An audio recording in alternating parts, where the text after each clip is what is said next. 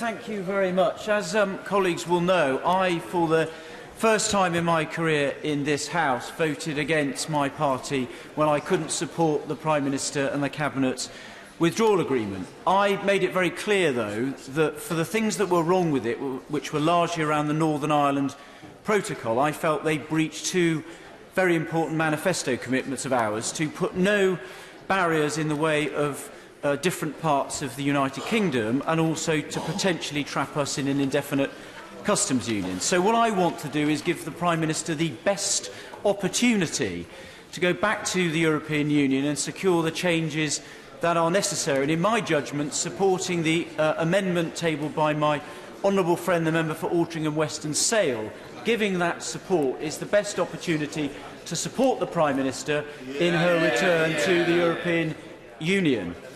The second thing, though, is I don't want to make her task more difficult, and that is why I fundamentally think that it's wrong to rule out a no-deal Brexit. The best way of securing a Brexit with a deal is to get a deal before this House that can get support. My right honourable friend, the member for Meriden, said that she thought there was some merit in ruling out a no-deal to get something in return. The problem is, if this House rules out a no-deal Brexit without the Prime Minister having got something in return, they make the Prime Minister's life more difficult, make it more difficult for her to secure a deal, and less likely we'll get the deal we need to rule out that no-deal Brexit.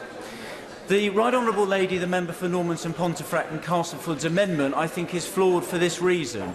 Her bill, we have already established today, has a number of problems. The Labour frontbench, I understand, is not keen on the length of time that the delay would be. Her bill says 9 months.